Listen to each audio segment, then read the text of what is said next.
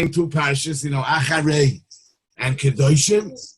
The first of which we learn not only this week, we learn also on Yom Kippur, the first half in the morning, and the second half in the afternoon.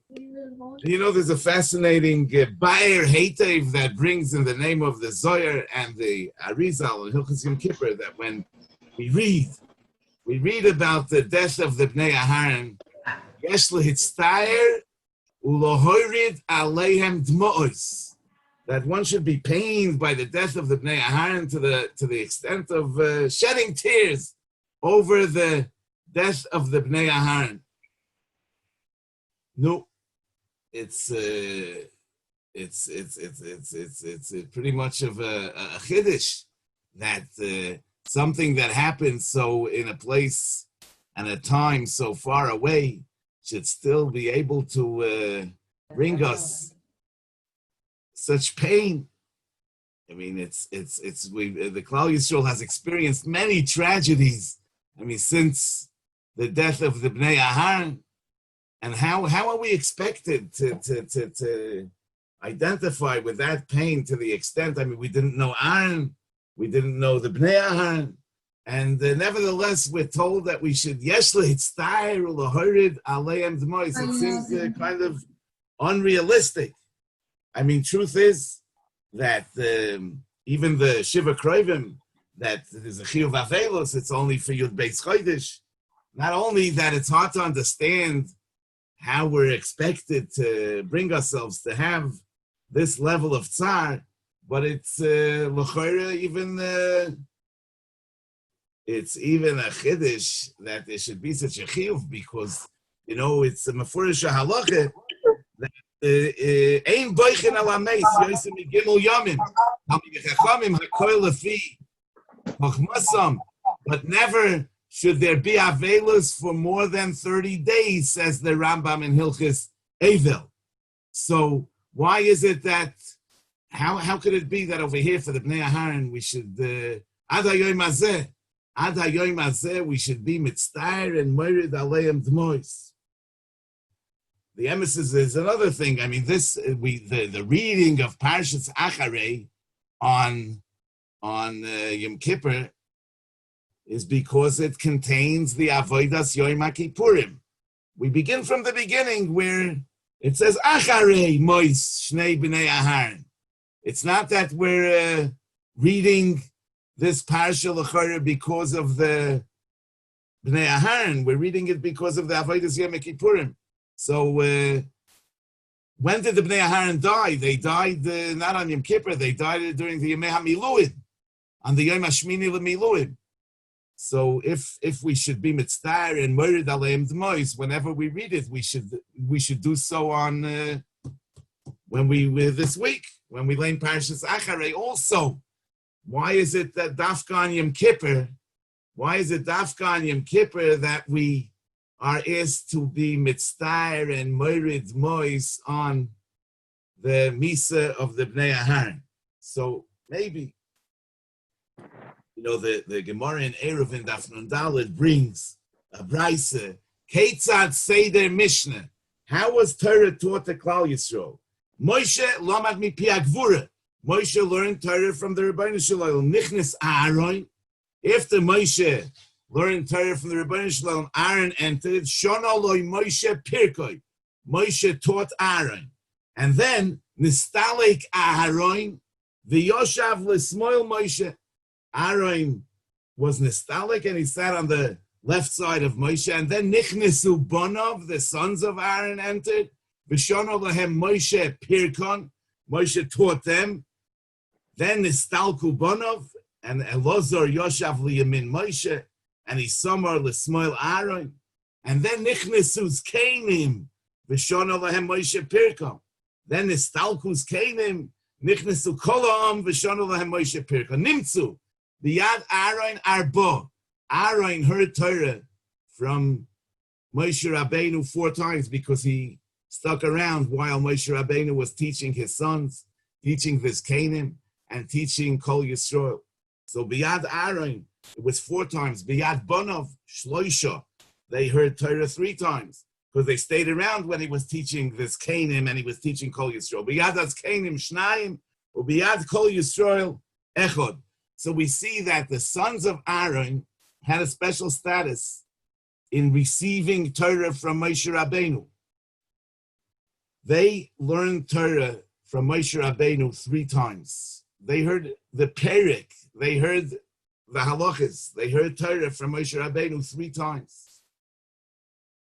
Now, if not for the fact that Nadav Avihu died an untimely death, it would be not only Elazar v'Isamar that learned from Moshe Rabbeinu 3 times, but it would be also Nadav Avihu.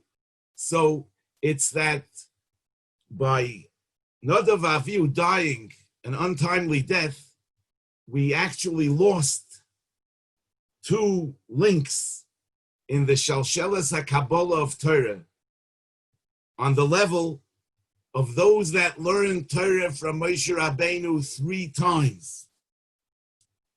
So it could be that that's really the pain that we should be pained over the Misa of the Bnei Aharon. It's not that we're shedding tears because they died young.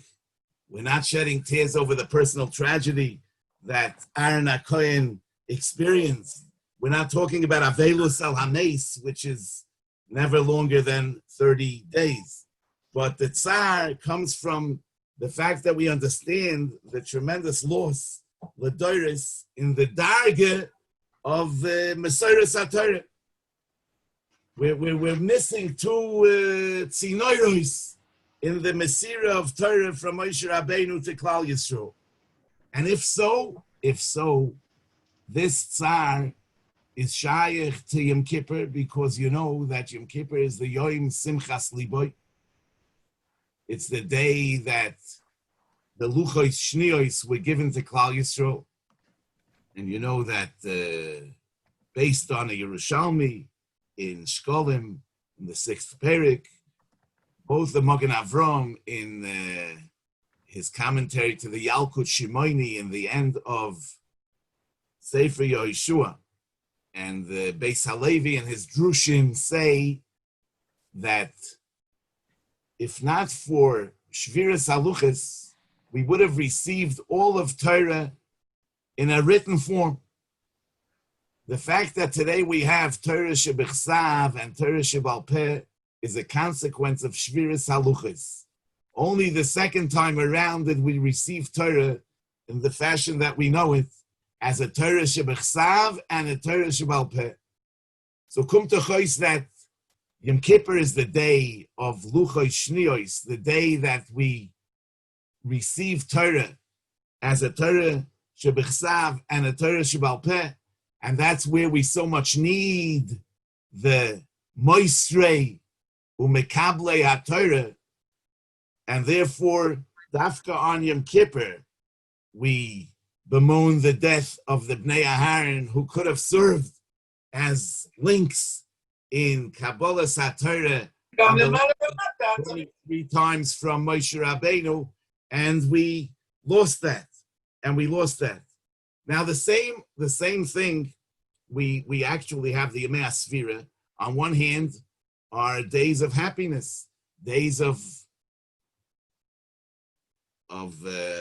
moving forward towards Kabbalah HaTorah.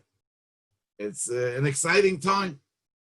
But it became also a time of Avelus for the Talmidei Rebbe Akiva. Again, we have an Avelus that's going on for generations upon generations. And why is that? Because the Talmidei Rebbe Akiva, obviously, where Rebbe Akiva is the Arizal calls him Shoirish Torah Shebal Peh. We know that Kulu Stimsoi Alibidi Rebbe Akiva. Rebbe Akiva personifies Torah Shebal Peh. So if his 24,000 Talmidim would have continued to live, we would have Torah Shebal Peh on a much greater level.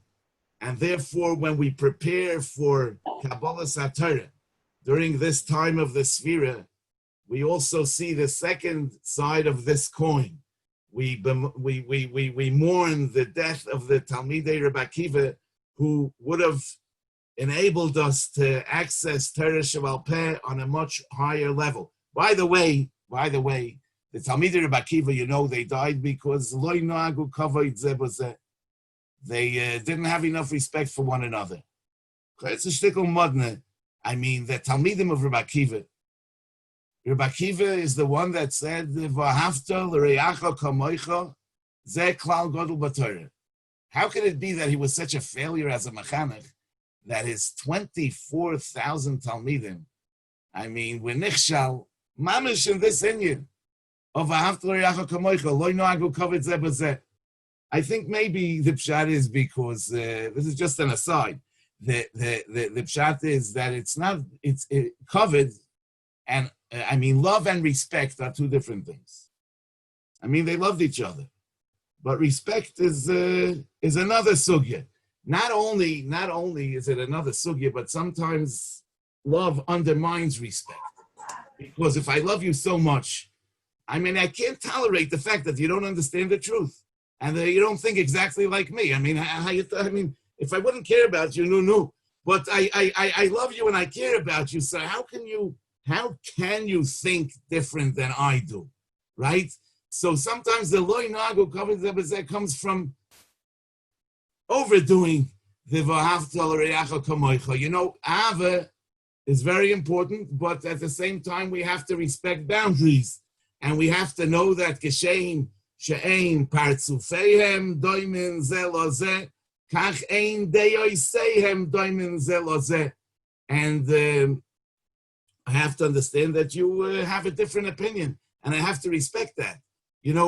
They say that the Torah, we don't know exactly how, has 600,000 letters. Yesh shishim riboy oisius LaTorah is Roshei Tevis Yisrael. So that on one hand expresses the importance of unity, because a Sefer Torah that's missing one ois is possible. The Torah is a Torah achas, but at the same time, that every ois has to be mukev gvil. Every ois has to be surrounded by parchment. If one ois touches the other, the Sefer Torah is also possible. So in other words, close but not too close. Yes, so there has to be love and respect, and that's the idea. That's the idea of, the Gemara says that one should treat his wife in a way of oihava ke gufay umechabda yosem migufay. In other words, the oihava should not come at the expense of the mechabda. But it seems like here there was an issue with the Talmidei Rebbe Akiva that were so maybe into, I'm just saying, al derech hatzachus, they were so into the klal gadol b'Torah v'ahavta l'reacha kamoicha that it didn't allow them to be noagu kavod zeh b'zeh. They didn't have the proper balance. Anyway, it's not so much of a statement about the Talmidei Rebbe Akiva as much as it's a lesson for us. And but in any case, the Talmidei Rebbe Akiva would have served as an important link in the Mesorah of Torah Sheba'al Peh, and we lost them, and therefore we mourn their death until today, because of our understanding of because Torah is so important to us, and every knetch and every dray and every mashu of Torah is so meaningful to us. Now, me'inyan le'inyan, b'hoisa yinyan, the Seder Mishnah that we just discussed in the Mesiras HaTorah through Moshe Rabbeinu. So in the beginning of Parshas Kedoshim, the parsha begins with Daber el kol adas b'nei Yisrael v'amart aleim Kedoshim tiyu ki kodesh ani Hashem Elokeichem. So kol adas, the entire community of Israel. What's the emphasis? If it would have said Daber el b'nei Yisrael, as it always says, it would have been enough. No, I would say maybe that, it's we're now learning, Chumash Vayikra is called Toras Kohanim. Toras Kohanim. Everything we learned until now was about the Kohanim. Vayikra, Tzav, Shmini, Tzazriya, Mitzorah. It was all about the Kohen doing avodah, the Kohen singing the negoim. But now we find out that not only vayavdeles aroim lahakdishoy, not only are the Kohanim holy, but we're all expected to be Kedoshim. So there's, and from here on, we learn about mitzvahs that are relevant to every Yid in Kedoshim, Emor, Bahar, B'chukoisai. So we're all a Mamleches Kohanim, V'goy Kodosh. The Torah says Kol Hadas, but it still doesn't explain why it says Kol Hadas, because Bnei Yisrael is enough, and Rashi brings the Torah's Kohanim that says that it teaches us that parsha zu nemra b'hakel, that this parsha was said b'hakel. And why? Because roiv gufei Torah tluyim bo. What does it mean that the Torah was that this parsha was said b'hakel?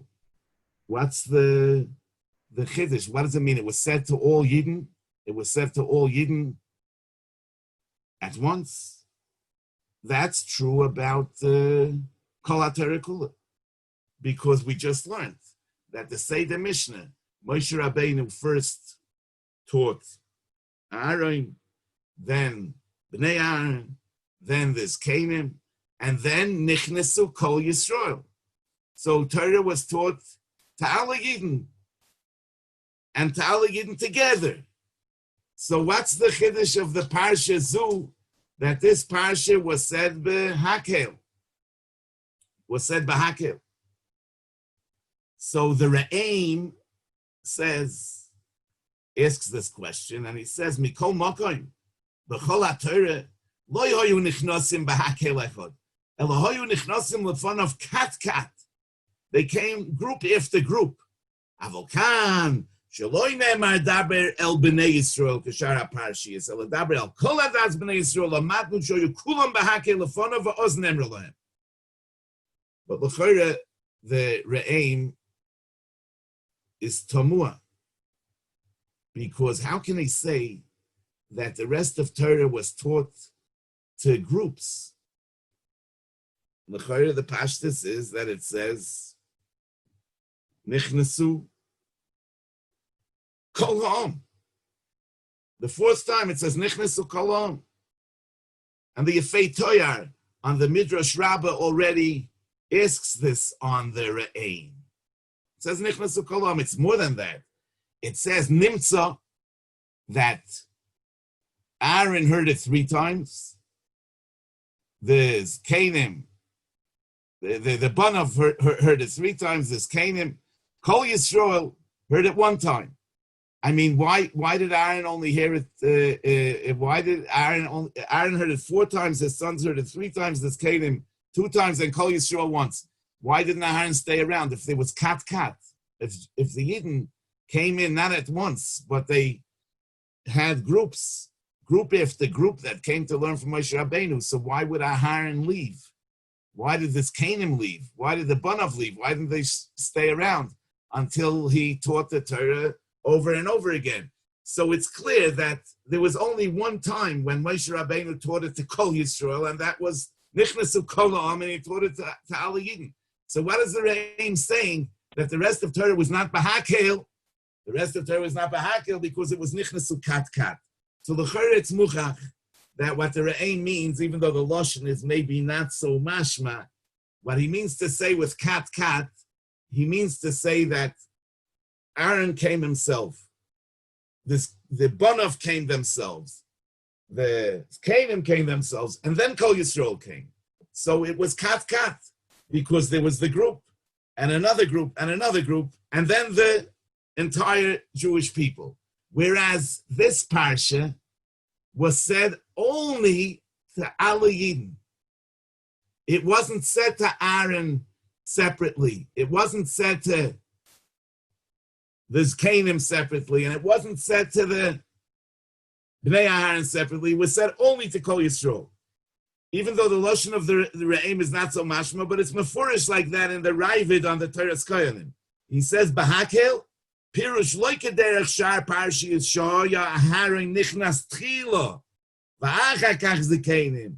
Va'achar kach Yisrael. Elo kulam shamu oisa bebas achas. B'pnei sheroiv gufei Torah tluyim bo. Now, Avad, it would be a token that this parsha was only said once because everybody heard it. But if I say that then it wouldn't be a mile of this parsha. This parsha was said 4 times, but all 4 times it was said to the entire Jewish people. Now, what's the mal? You said, why was it said Bahakel and not to Kat? Why couldn't it be said to Aaron independently and to his sons and to this Canaan? Why? Because Gufei Torah Tluyimba. What's the meaning of Gufei? Roiv Gufei Torah Tluyimba. It's not, in other words, it's not that most of the mitzvahs appear in this parsha, but it's Roiv Gufei Torah Tluyimba. Most of the Gufim of Torah are dependent on this parsha. What in the world does that mean? Roiv Gufei Torah Tluyimba. So maybe we can say, as the Ramban says, that the mitzvah of Kedoshim Tiyu is that, one can keep the 613 commandments, do what needs to be done, and refrain from doing what shouldn't be done, and nevertheless not be in touch with the soul and spirit of Torah. One can be a novel b'reshus HaTorah. I mean, not that it's so easy to keep the 613 commandments, don't get me wrong, but the Ramban says that even if one does what's right and doesn't do what's wrong, he could still be out of touch with the soul of Torah. And the Ramban says that Kedoshim Tiyu is coming to tell us that it's not enough to live by the letter of the law, but one needs to tap into the spirit of the law. Kedoshim Tiyu is that we should live a life that's focused, that's dedicated, that's consecrated, that's separated from what's not holy. We should live a life that's directed towards the Rebbeinu Shalom. Kedoshim Tiyu, Zog the Ramban, is the Toichen Apnimi of Kol HaTorah Kula. In other words, that our personality should become shaped by Torah. So Mamela could be that Roiv Gufei Torah Tluyim Bo is bemis, that the mitzvahs are all gufim. They're the body of Torah. But where's the soul and spirit of Torah? It all hinges on and depends on Kedoshim Tiyu. If one has an awareness of the Rebbeinu Shalom and he lives with the Rebbeinu Shalom on his mind, then the Gufei Torah take on their true meaning. But if he's out of touch with that, then the Gufei Torah are just dead bodies that have no soul and no spirit. Now, v'nikdashti, so because Roiv Gufei Torah Tluyimba, therefore it's Nemra Bahakel, because it says v'nikdashti b'soich b'nei Yisrael, that attachment to Kedusha is only b'soich b'nei Yisrael, is only b'tzibur. Gufei Torah, Yechidim can have shaykhis too. But Kedoshim Tiyu we could reach only Bahakel. B'soich b'nei Yisrael, ki makdishecha b'kedushoscha kidashta no'el lekadosh pe'er mikdoshim. Ein oimrim davar sheb'kedusha b'pachis me'asara is because the b'kedushoscha kidashta is only shaykh to the tzibur. Elokim nitzav ba'adas keil. So the other parshas of the Torah were learned by Aaron himself, by his sons themselves, by the Zkanim themselves, kat. But Parshas Kedoshim was only taught and learned b'soich kol Yisrael, kol adas b'nei Yisrael, yachad k'dusha l'cha yishaleishu. In other words, even the greatest gadol should be Yisrael. Even 9 tremendous Talmidei Chachamim can't say a davar sheb'kedusha. and 10 Pasha Yidden can access the Madrega of Kedusha. Kedusha is Elokim Nitzov Ba'adas Kel. The Korozel Zeva Omar Kodosh, Umekablin Dein Min Dein. One person himself is not capable of accessing Kedusha. Now, there are various levels, obviously. There's the Hakel of the entire Klal Yisrael. There's the Einoy Mendavar Shebikdusha B'Pachas Me'asora, which is a representative of Klal Yisrael. But there's also two people. Because like Chazal say, Ish ve'isha, Shchin Zochu, Shchina Shruya Beinayim. Weißt that one person, even if he's Zoicha, doesn't have Shchina Shruya. Because in order to access Kedusha, one has to exit his selfish self. It's only when there's a connection with another human being that one can access Kedusha. Like the Gemara says, Rebelazar have a Yohiv Prutila Anye V'hodor Matzli Diksiv V'ani B'tzedek Echze Ponecha. That if you see the face of the Oni and you give him a Pruta, then you could be Echze Ponecha. Otherwise, the Echze Ponecha is an illusion. Yes, V'ani B'tzedek Echze Ponecha Rebelazar Yohiv Prutila Anye V'hodor Matzli. Every time that we exit our self-interests, we go beyond ourself. We open ourselves up to the experience of Kedusha. So there's Kedusha of Hakel, the entire Klal Yisrael, that level of connection. There's Kedusha of Asara Yisrael, and there's the Kedusha of Tzvei Yidden. But one Yid, contrary to what in other cultures, I mean, Kedusha is something that is acquired through isolation. But Yidden believe that it's klape laya, it's punkt faket, that Kedusha can't be accessed through isolation. Kedusha could only be accessed through connection with another human being and with more human beings. Now, the Re'im has another pshat, where he says that Parshas Unemra B'Hakel means that the rest of Torah, only the men learn from Moshe Rabbeinu. But the parsha of Kedoshim Tiyu was taught not only to the men, but also to the Noshim V'Taf. That's the meaning of Parshas Unemra B'Hakel. Weißt that Gufei Torah, the body of Torah, the husbands can teach the wives, they can teach the children. But when we're talking about the soul of Torah, the spirit of the law, it has to be experienced firsthand. Like Chazal say, Gedoylo Shimusho Shel Torah Yoyse Milimuda. I mean, being in the presence of a living Talmud Chacham gives us a connection that we can't develop through texts. Gedoylo Shimusho Shel Torah Yoyse Milimuda. Chazal say, Yofo Sichoson Shel Avdei Avos Mitoyroson Shel Boni.